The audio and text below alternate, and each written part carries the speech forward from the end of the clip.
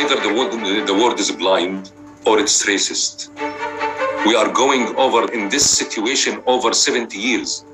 We didn't find them standing for the human rights like they stand for the Ukraine.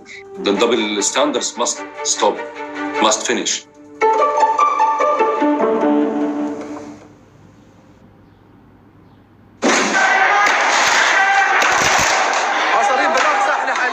I want to ask anybody a question that if in any country around the world, a military or a police raided a church or a synagogue, how the reaction will be?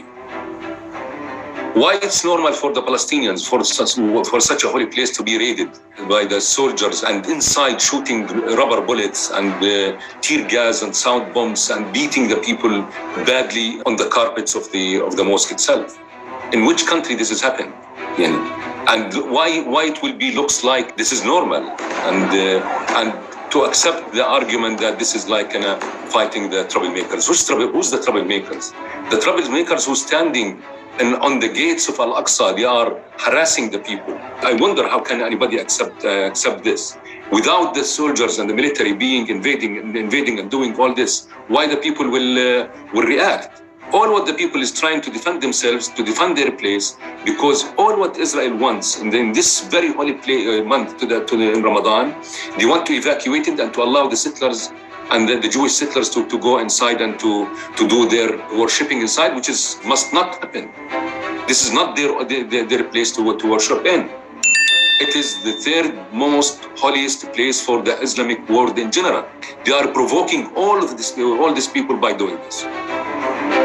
I am also directing the State Department to begin preparation to move the American embassy from Tel Aviv to Jerusalem.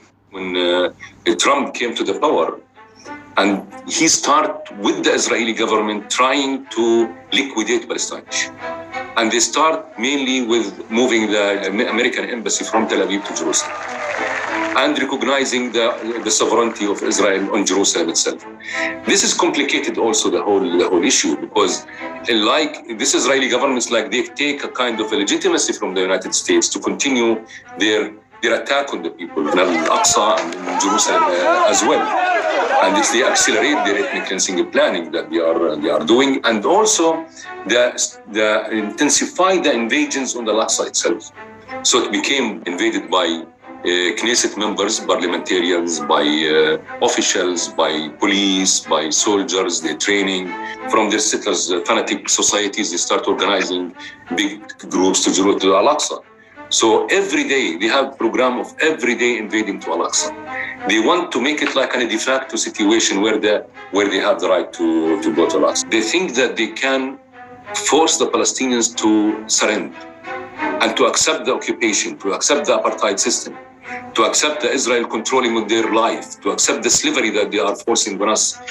We are not going to accept this. Palestinians are not going to accept that.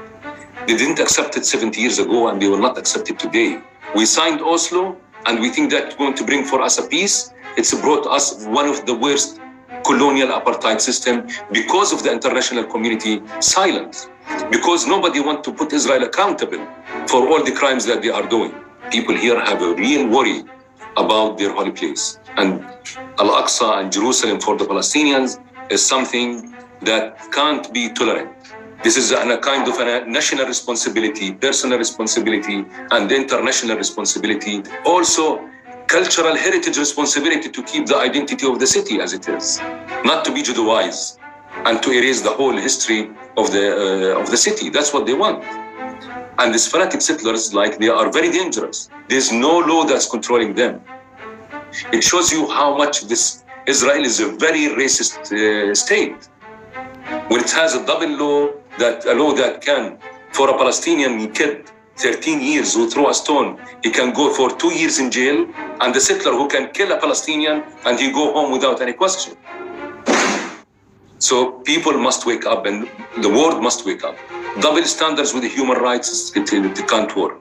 Lately, major human rights organizations around the world has been talking openly.